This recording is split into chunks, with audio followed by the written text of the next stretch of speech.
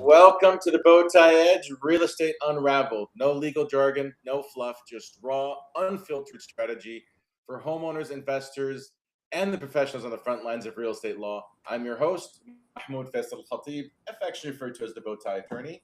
Real estate untangled, unfiltered, with an edge. Let's fly. We're here with Mr. Ron Robbins of Amerispec Inspection Services. Welcome, Ron. Thank you. I definitely appreciate you having me show. here, Mr. Real Estate Attorney Extraordinaire. Well, thank you. Well, all right. So tell us a little about. So you are a inspection company. I think you are your own inspection company, right? So you started the business as a franchise, right? And correct me if I'm wrong. Yes. And you tell us a little bit about you. Well, before we go into that, for those of you who are chiming in, which is probably just my mom and maybe Ron's mom, but that's it. But everybody else and them, we're going to talk about the three things you have to do when you're buying a home. Like these three things, and if you don't, it's catastrophic. And so we're going to go into that. Ron, tell us a little bit about you. Tell us what brings you to real estate. So I've always had a passion for real estate. I come from a family of accountants, and of course, accountants know how to invest money, which they've invested in a lot of real estate, and I've watched them from a child. So I went the business real estate route. I got a degree in business and realized that it may be a prime interest to get a franchise. And searching through the criteria for franchises, I came across Amerispec and thought it was a great idea. Thought it was a great idea to launch my real estate career from. And so I began learning about inspections. I bought the franchise in 2020, and now it's 2026, and we are still going strong. I've learned a lot about the inspection process and how to help the real estate transaction itself as a whole in a great way. So that's where we're at right now. I think I'm a nice guy. That's a little bit about me.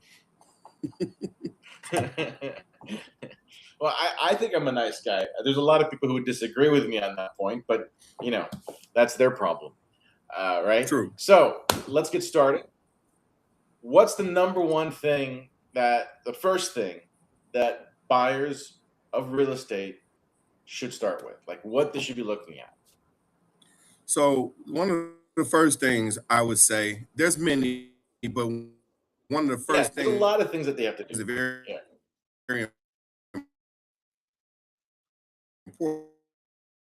important is the foundational issues. What was that? I'm right there. Taking a look at the foundational issues real closely. Sometimes it can be just as simple as walking into am I connected? It shows trying to reconnect. There we go. I can hear you. Okay. Can you hear me? Yeah. Spectacular. So it sometimes can be just as simple as walking into the basement and the basement being unfinished. Take a look around, see everything is solid, structured well, no wet spots, no smell of water or mildew or mold or anything like that. And hey, we're probably good to go. Or you may be just as simple as walking down there and noticing a big crack all the way across the back wall of the basement that's not finished. And then you can question into that, maybe go further and get a structural engineering inspection. But then you run into some issues where the owner has finished the basement, totally finished the basement. Just touching on an issue that I just recently had where the basement was totally finished. Nothing upstairs was finished. There was a couple things that were updated, but it didn't look as immaculate as the basement. And so they brought it to our attention like, hey, so we still noted in the report that, hey, you may want to have a foundation expert come out to take a look at it prior to closing, just to be on the safe side. Most foundational experts would come out at no cost. And later on, the client did not have that foundational expert come out. And what she ended up doing later on is finding on the exterior that there were some issues that were below the mulch that goes around the entire house. And once she noticed that there was some cracking and some other deteriorating, aging signs of the foundation. And that's something that the foundational expert would have noticed. And so that's why the foundation issues are so important. You want to make sure that that foundation is straight. I grew up, my mom telling me, and my uncles and things like that, he's an accountant, telling me that, hey, you can't build your life on a shaky foundation. You got to build it on a solid foundation. And of course, he's referring back to, um, a home being built on a solid foundation. Right. So, everything needs to be built on a solid foundation, especially a home, so that the remainder of it won't come crumbling down. So that's one of the most important things that you want to pay attention to as a home buyer purchasing a property. Got it. Another, should I go to another one like- or? Yeah, well, really quick. So it's amazing that they had the mulch. Like they just added more mulch. They rehabbed the basement and hid everything. But you wouldn't have been able to see it until you remove the mulch to look below the freeze line, right? It's like, how deep do you have to go to figure that out? Exactly right. So and just go ahead. No, go ahead. Just to give you a little bit more clarity. So when you look at the side of your home, you should see the bottom of your brick, or if it's siding, you'll see the bottom of the siding, and then you'll see the flat slab material, which is concrete, or whatever material they use to build that structure or the foundation. You'll see that below it. That should not exceed about 3 or 4 inches, and you should be able to see some of it. It is typical for you to be able to, for it to go up to the bottom of the brick, but not above the bottom of the brick or above the siding, because it begins to deteriorate that portion, that top portion of the property. It's normal when the foundation is built to withstand dirt, of course, and mulch, because it's in the dirt. Right. However, when you go up too far, then it becomes big issues. And so they had it all the way up just over the brick line. And when she went and started digging some out, she saw multiple areas of deteriorated foundation along the base of her home.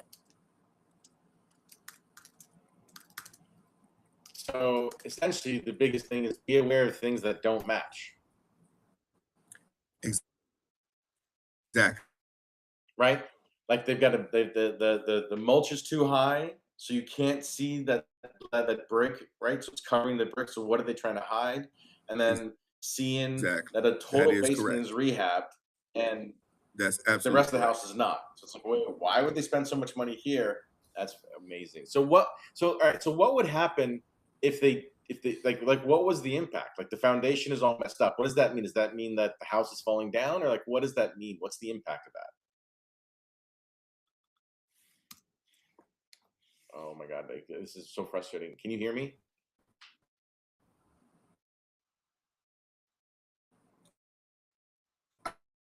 I can hear you. Okay. Say that one more time now. You said, what's the impact? Yeah, what's the impact of the foundation issues? So the impact of the foundation issues is that it allows for water intrusion into the home. It allows for extended deterioration as well of the property. And so that's something that happens over a long period of time. The water doesn't just pour right in through the cracks. It starts to permeate little by little by little to the point of intruding into the home. Now, once it has began to intrude into the home, it's already gotten too bad. And it's going to be more expensive to fix. Now, if there's some type of foundational issue that's noticed at an earlier stage, I mean, pretty much just like a disease noticed at an earlier stage, the more simple it is to treat that issue or that disease. So if you notice a foundational issue sooner than later, then you can address it in a much more cost palatable fashion than not. So that's what that's one of the main impacts of it, is being able to know information. That's one of the reasons that inspection is very important, is to find out things like this, of course, early intervention, so that you don't have to spend as much for correctional issues. And the thing is, if that water starts intruding because the foundation is bad, all of that new work done in the basement is going to get destroyed. Mm-hmm. Absolutely. Wow. All right. So check the foundation. Very critical. What's the second one? What's the second piece? What's the big one that you see? So second one is electrical issues. Electrical issues, can be as simple as reverse polarity.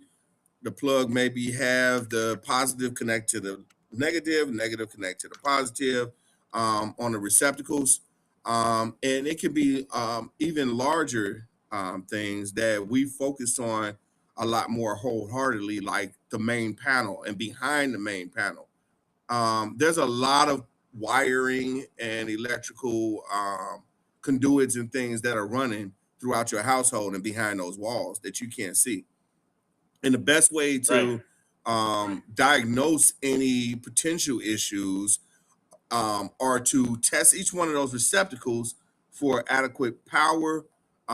Make sure that GFCIs are placed in the correct places, such as any place that may be exposed to water or a similar substance, like the bathroom, the kitchen, the garage, outdoors, or anything like that. And when we're going back and talking Because all about that the will create main a short. panel, what's that? All that will create a short, right? So you Right, have it'll electrical create a short. shortages, you have Yep. maybe even fire. And even fire, and that's what I was exactly about to say, is it also poses a fire hazard and potential fire hazard risk. Um, but one of the main things that we do pay attention to for the inspection process is that main panel. We remove that main panel. I'm not sure if anyone may be aware of it, but an inspection is actually only a visual observation of that property at that moment. That's what the definition of a home inspection is. However, some things we do have to do a little bit more than visual, but it's not mandated by the state licensing entity. One of those is removing that main panel. And so we do this as an extended courtesy because we know it's needed. So would you say that a inspector's good, but like the difference between good and great, right, is an inspector who goes that one step further, right, to remove the panel to see what's behind that panel? Because like you said, you're an observer, right? You're just there to observe what's happening. You're not fixing anything. You're not moving anything. Exactly. But one step further is removing that panel. Mm-hmm. There we go. Remove that panel. So what are they? So when they remove the panel, what are they looking for in that panel? Like what should be back there? So what should be back there is correct gauge wires going into the correct switches that are calling for amperage to match those gauged wires. The wires can be gauged anywhere from 10, 12, 14, just depending on the amount of power that's being called. And single wires into each switch. It should be fairly clean. It's gonna probably be a little dusty, but it shouldn't be too much residue or any particles and things all over the place. Dust, any of that should be cleaned out. It should not be any of that stuff back there. Some of the older properties do present those. What we're looking for is to make sure that those one wires are in one switch. What we've come across before is double tapping or triple tapping, where you've got two wires in one switch because they ran out of spaces. They don't have any more switches there. And so they've called an electrician in to do some work. And the electrician said, well, hey, a quick way to do this instead of replacing the whole main panel with additional spaces would be just to double tap one of the wires into another switch. However, that allows too much electricity to pass through and can pose the risk of a fire hazard. So like if you got two wires plugged into one breaker, wouldn't that just breaker just pop, or is it that the popping of the breaker won't be enough? It'll create so much surge that it could result in a fire. Either or. And that's why, because that's too much of a chance for a risk of fire. It might just pop the switch. It might just work well and then not ever be a problem, which that's one of the reasons why Right. they started doing it, because they found that to be a quick fix. However, there has been fire instances from double taps and triple taps, and that's why we consider it an unsafe practice. So it's one of those things where you only need it to happen once, right? Right. You only need right. That's one of those things like unfortunately a kidnapping. A kidnapping only, you Right. don't want it to ever happen. But if it happens once, that's way too many. Exactly. Absolutely. Absolutely. Absolutely. All right. So we're checking the double taps. We're checking the breakers. What other things they're looking into? Make sure it's clean, right? Like if there's a lot of residue and Absolutely. dust and garbage back there. So Yep. interestingly enough, I didn't realize this, but too much lint in your dryer Mhm. could result in a fire. Like I had no idea. Yep. Right? So if you got too much, like, is that what would happen if the dust was in there? Like, would that spark up? Would that create a situation? Exactly. Because dealing with electricity, it's prone to a spark at any given moment, even when it's connected correctly. And even if it's not connected correctly, and say the surge pops the switch, but when it pops the switch, it ignites a spark real quick, and that spark touches something else that's flammable, like some lint or dust or Right. any other type of residue that's in there, and that's actually what ends up causing the fire. Versus if it was clean, it may not have. So, just covering all grounds cumulatively together is going to always be the best practice. So, and a lot of people want to do these shortcuts. And the interesting part is, especially when someone's buying a home that's been rehabbed, right? Mhm. You're walking in expecting that, oh, the property's going to be rehabbed. They did everything right. And then you find out they cut a bunch of corners because a new panel is what, 15 grand, give or take? 10, Um, 7, 10? What do you it think? Like a doesn't new panel. have to be. It can be up on the high side with 15 grand. You can find them on the low side 400 or 500. And then the Really? installation cost too, of course. Yeah, they're not super Right, right. expensive like that. Well, see, that's crazy because then you see these contractors who shortcut and don't do a new panel, and they overload the panel trying to get around and saving a buck to make more money. And like I've seen clients who have bought houses that are supposedly fully rehabbed, and they still have the cloth wiring from when they first built the building. Yeah, see, They didn't that's even rewire the building. right. So, and a great way to find out whether they did is the age of the panel. Would you agree with that? Yes, yep, the age of the panel. And that's the thing. Is there's quite a few things that can be done um prior to purchasing the home, or even while you own the home, because we do recommend a home inspection every 1 to 3 years subsequent to you purchasing your property. But just being Oh, preemptive okay. and spending those extra couples of dollars, 400 or 500 or whatever it might be, can save you like thousands, sometimes tens of thousands. Because when you talk about maybe putting in a whole new roof system with gutters and stuff, you're talking about 20,000 or so. So, and Absolutely. some preemptive um actions with spending, minimal amounts of a few $100s, or just being able to go and correct something small, can avoid some of those larger costs down the line. Absolutely. Absolutely. And if you're actually doing the rehab and you're cutting those corners, you are liable, right? So, as a legal perspective, if you cut corners and do it the right way, and you didn't disclose what you did, or you didn't disclose the potential problems that you have in the electrical, that could result in a lawsuit coming back and suing you. I've got a lot of colleagues who focus on that and sue for bad construction. Mhm, Wow. All mhm. right. So we got the electrical panel. Um, Anything else you want to add about the electrical piece that we should be looking out for? Uh, let's see. Maxed out panels we talked about. Um, We talked about maxed out panels. Yeah, that's pretty much it. I mean, there are some other different issues that are pertinent with electrical, but those are the main things to keep your eye out for. Are dealing with the receptacles, the reverse polarity, the GFCIs in the proper locations that may be exposed to water or similar substances, and the main panel behind the main panel. Oh, labeling. That was it. Make sure Right, the it panel's was labeled. labeling. I'm sorry, I didn't think about that at the moment, but yes, labeling is very imperative that you get have the adequate labeling on the main panel. Of course, if you have a electrical issue going on that you need to cut one of those circuits off, especially in a hastily fashion, and you don't know which is which, then you run into another hazard of whatever the repercussions are from what you're facing, that you need to cut it off.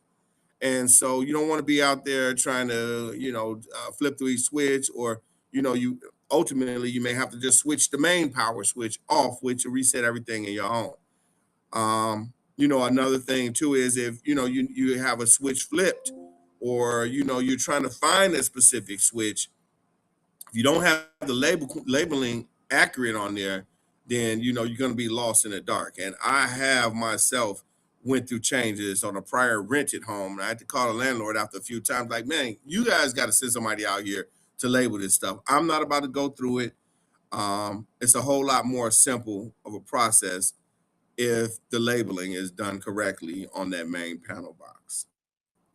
And that's just half-assed work by the electrician who installed it, because he already knows what it is. All he had to do was write on a piece of paper to write out. He didn't do that.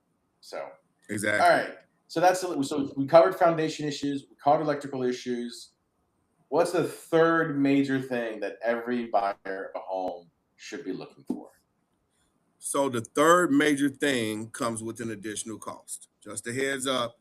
Ooh, But it's the sewer okay. lines. So it was money, isn't it? Yeah, it is. But it's worth it, because if you have to have any of your sewage lines replaced, if they have to dig those sewer lines up underground and you have to have them replaced, trust me, you would rather pay that amount to have it inspected, so you know ahead of time if there's anything that needs to be done, or if you want to go through with purchasing that home or not, rather than finding out later on that you got sewer drainage issues. So with the sewer scope, what we do is we go to the main flush out line in your home. It's usually, well, Okay. nowadays Is it's that in usually the a house? PVC. What's that? Got it. So that's inside the house. Typically, it's inside the house. Some of the older houses do have outdoor cleanouts that are sometimes Okay. about 50% of the time accessible for us to go into the sewer. However, we are mainly looking for that main line in the house, which is the best, most readily accessible one.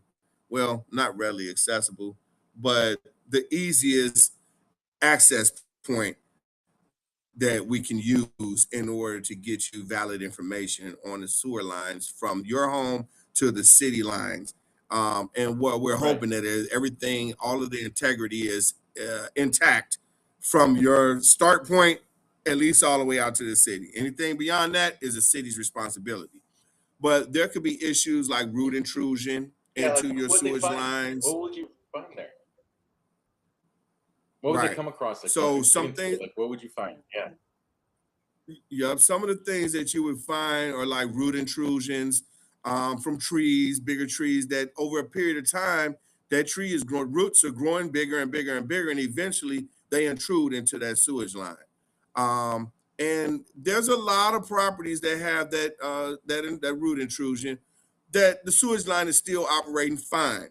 And so that's what we would be able to determine going down there, is to let you know how bad that root intrusion is, if it is there, or if it's a total blockage, Mhm. or if it's something that's on its way to be a total blockage, or if it's something that you got some time, before you have to worry about it. Also, transitioning. So like if you Hmm. look at your plumbing under your sink, or anywhere throughout your home, your hot water heater, you see that you have pipes connected to other pipes. And that's the same thing for your sewage lines. You've got sewage pipes connected to other sewage pipes. Sometimes over a period of time, the weight of the earth may push down heavy on it, and it may take those pipes that are connected like this and bend them some like that. And so the transition Oh, in got it. between may be off some, it may be offset.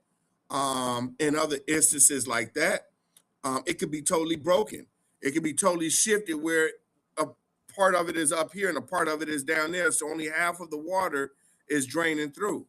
Um, it could be blockages from, different things that have went down the sewage line, that's managed to accumulate in a specific area somewhere. Maybe at a turn, maybe you have an awkward turn in your sewage system as well, and there may be a blockage that's in there.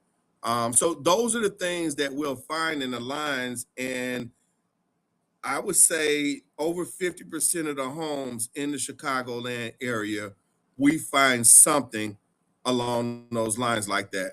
There are areas that we've been in, a lot of newer areas, of course, that it's just a simple path straight through. Oh, another thing that we may find, some of the pipe in the sewage lines um, do have the old piping system, galvanized pipes. And those pipes tend to deteriorate from the inside out. And so when we Oh, go okay. inside of them, we can see that deterioration. And there's potential for some of those to pretty much be deteriorated to the point where they've allowed holes in them, and now the earth is intruding slowly, slowly, slowly into your sewage system, and that can become a blockage. So nowadays they Wow. do have things like, in order to correct those, I don't want to scare you too much because they do have a lot of advanced technology that can address some of those issues without having to dig things up. They're still more expensive Right. than the inspection. But they have some things where they can put some tubing down and blow it up, and it restructure the piping. Some other things that I really don't know anything about. I've just heard some of those, but I do know that they have some technology to address the sewage lines underground prior to having to dig up and replace the sewage lines. So, but however it Okay. goes, Because that's pretty expensive. yeah, it That could be can like, run I into mean, I some remember big 6 or bucks. 7 years ago, it was like 17 grand. Yeah, that's Yeah, it can run expensive. into some big bucks. All right. So, whew. And so what does it cost to do a sewer scope? So a sewer scope starts at 450. Um, we specifically have stacking discounts for auxiliary services. So every additional auxiliary service that you add on, it stacks up to a bigger discount. The first one is $25 off. The next auxiliary service is $50 off. The next auxiliary service is $75 off. So we're trying to Right. help as much as we can. But we still have to be able to operate our business. So the more business that you give us, of course, the more of a discount that you get. So Of course. that's what we And have to you do the address it. scopes. And yeah, You do the scopes. what was that? You do the scopes. Yes, we do the scopes. We do the scopes. Yes, Got it. Well, that's we actually do pretty all awesome the because I auxiliary. So we have do, had. we do, we yeah, we do the sewer scopes. We do radon. We do mold. We do all of those auxiliary services. Because I have had broker inspectors who come in and they're like, they don't do the scope, you got to get a separate plumber, or we don't do that part, you got to get a separate electrician. You don't do that part, you get somebody else. So the fact that you do the scopes is really awesome and fantastic. And you do the Mhm. mold check too. Yes, yeah. You do the test, or do you just kind of like look for it? Like what's the extent of your mold So at the check? general inspection, the comprehensive inspection is where we just look for it. But we do actual sample air samples and mold samples in order to determine what kind of mold. If we see the mold, it's there. So it's like we'll tell you, like it may not be worth you getting the actual mold inspection.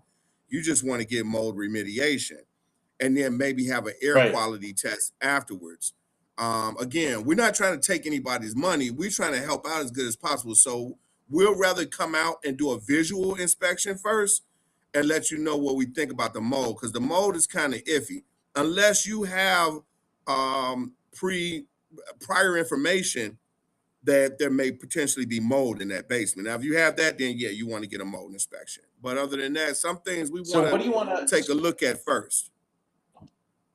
So you're walking through a basement. How do you know, or how can you be like, oh wait, you know what? We need to go an extra step and check to see if there's mold because I'm seeing 1, 2, 3 indicators. What are like some of the indicators that show you that you see that might result in that you need to do a mold inspection? I know we've totally veered off right now, but this is a good veer. This is a bonus Yep. part, right? Yep. So one of the first things is the smell. I mean, you already know that deteriorated home water smell. And that's the first telltale sign. Before you can even see anything, you smell it. But it's not 100%. So then we go to look a little bit further. We actually take moisture detectors and go around different portions of the basement to see if there's anything that's potentially holding more moisture than others. Visually, usually if it's something that's of recent, like a water flood or something like that, we can see it. We'll see the mold So water in stains. different areas, water stains, or what we call microbial looking substance, microbial looking substance on walls or floors or ceilings. Um, those are the main telltale signs of the oh, I'm sorry, and coughing and sneezing. If it's a horrible mold infestation, um, anyone that has been previously back and forth in that area is probably already coughing and sneezing, and you may end up coughing and sneezing if you go into that area because the spores of mold, as it progresses, they progress as well, and they just poof, poof, poof, and that's how the mold regenerates anyway. So Got it. yep. All right. So mold, coughing, and sneezing, checking it. I love this little bonus extra. And so we talked about 3 things so far. We said foundation issues, electrical issues, and then we talked about doing a sewer scope to make sure the sewer scope lines are solid and that there's no growth, no breakage. And then we like segued right into mold, which is fantastic. But if you're going to add one more thing to it, what bonus would you add that they should be checking? I would say the roof. Definitely the roof. There's a lot of talk now about whether there should be a walk-on roof or or a drone roof inspection or what. However, I think and what we do is a combination of both because you can cover more grounds with both of them than you can with either of them by themselves. And if it can't be walked, you definitely at least need the drone up there. Some of these chimneys are 6, 7, 8 feet tall, and even if you walk in the roof, you can't look into that chimney and to see whether it has, whether the flue has a lining in there or whether the lining has been diminished or the condition of the rain cap up there or any parts of the top of the chimney. If you walk in that roof and the chimney is 8 feet tall, you won't see the top of it. Um, and there's several different things along the top of the roof as well that you want to get more in-depth, close-up pictures of, which the drone will get. And walking the roof also gives you a feel for the solidarity of the roof. Like when you're stepping on spaces, is there any soft spots? Are there any soft spots? Um, you'll be looking for layers. Of course, you don't want any more than 2 layers, but 3 layers is a maximum layer. If there's 3 layers of roof there, there's no more room for another layer. That means that if anything's diminished on that roof or anything happens to that roof, that whole roofing system needs to be replaced. All those layers need to be ripped up and replaced. So that those So when and you then say the 3 gutter layers, that system means that comes along with the roof. What was that? Go ahead. when you said 3, when you say 3 layers, you mean like they did 1 row of shingles, then they did another row of shingles on top of that, like when they updated or fixed up the roof, and they did a Yeah, 3rd round of shingles on top of that. You're pretty much reaching the end of your lifespan of the roof, and the whole roof needs to be replaced, right? exactly. So each layer was probably added because that layer had ended its lifespan. So it's for now, once that third layer ends its lifespan, at that point, it's too much on the roof itself, on the actual plywood portion and everything under those three layers in order to lay another layer, which it wouldn't be adequate coverage for your home. So yes, the whole roofing system as a home would have exceeded its lifespan. Bless you. Wow. All right. So thank you very much. So 3 layers are too much. Anything more than 3 layers is way too much for the roof because it can't handle the weight. It can't handle the structure. Correct. Okay. And then you talked about the flutes and you talked about the chimney. This gutters thing, it's amazing how simple it is. So I have a friend of mine, one of my best friends, right? So he calls me like at 1 o'clock in the morning and asks me if I have a water vac because he's got water leaking in from all places around the house. Like it's coming up through the floors and he's like freaking out. He's on a slab. And I come over and I'm like, what? And I look what's happened. And the water has flooded in and like, it's a mess. And it was a sunroom. And I'm like, bro, the water is coming down and leaking and hitting here. They had no gutters. So all he did was he hired a person to come out, install gutters. And the next we had a lot of rain this year, right? We had a lot of big storms. No issues whatsoever just because he added those gutters. So that's huge. That is a huge thing. Okay, so we covered foundation, we covered electrical, we covered mold, we covered gutters, we covered roof. We covered some good stuff here. And so how do people get a hold of you if they want to connect with you? So if they want to get a hold of me, they can call my office line. I have a call center that answers for me, 708-495-4372. They can reach me online at www. 495 4372. Yep, 708. Okay. 495 4372.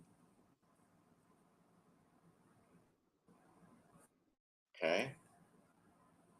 And the website, I'm putting it in the chat and we'll say it as well, is www.experience with the X, no E on the front. So XPERIENCE,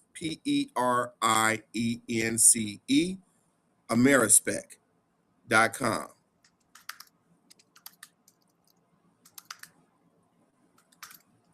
Oh, I capitalized the P by accident. Yeah. www.experience.amerispec. I'm just kidding. Yeah, Amerispec.com, capital A, capital S. I accidentally capitalized the P. That's all right. That's all right. Awesome. I'm just going to put it up. There we go. I don't think that we have a million people on here. So those that want a little bit more personal care, they can reach me directly. I don't have a problem with it at 708-600-8925. 708-600. 708-600-8925. Hey, what happened to my? Got it. Oh, I guess I didn't even realize I lost my background at some point. Yeah. As you were glitching and we were glitching, we lost the background. But we've got your info there. We got your info. Ron, thank you so much for joining us today. You've given us a wealth of information for our viewers and for people to watch. Looking forward to connecting with you. And yeah, thank you so much. Thank you so much. All right, so really quick, favorite restaurant? Yes, sir. What's your favorite restaurant? Or top 3? Wait, I heard favorite restaurant. You said what's my favorite restaurant? So my top 3 restaurants, Red Lobster is still one of my favorite restaurants, although I don't go as much. What is the name of it out in Westmont? I love it, but I always forget the name of it. Anyway, it's another seafood restaurant.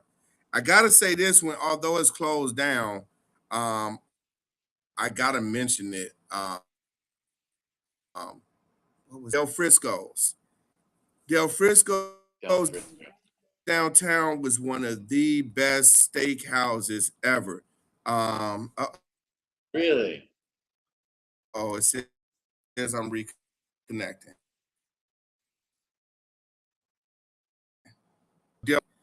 Took my wife there for Mother's Day, and before they told me the price of it, because if they had told me the price, I may have changed my mind. They said they had cap steak available, ribeye cap steak. So ribeye cap steak is hard enough to find in a grocery store, let alone at a restaurant. They said they had ribeye cap steak. I rushed and got excited. It was like, yeah, give it to me. My wife like, yeah, I want one too. Anyhow, I'm not going to tell you the ending cost, but I'm going to tell you that it was the hands down the best delicious steak that I've ever had in my life. No lie. Wow. Calf steak. Yeah. I got to check that out. Ribeye cap steak. Ribeye cap steak. You never heard of it? No, ribeye cap steak. I have not. Like, it's like. Yeah. Look it up. So you know the ribeye. So you know how the ribeye is. You know how it's got that marbling around the outside edge? Right. That's the cap. Oh. That's the cap. They make a steak out of just that. And when you get just that, it's the most delicious, tender, marbled piece of the cap, period. So. All right. So you heard it here, people. Mr. Ron Robbins, cap steak. That is the number one thing to do when you finish buying that house, you find yourself a restaurant that has cap steaks to celebrate.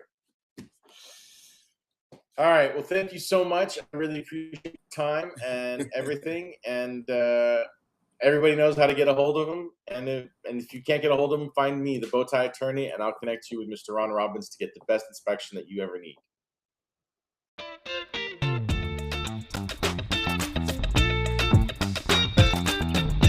Thank you so much for having me.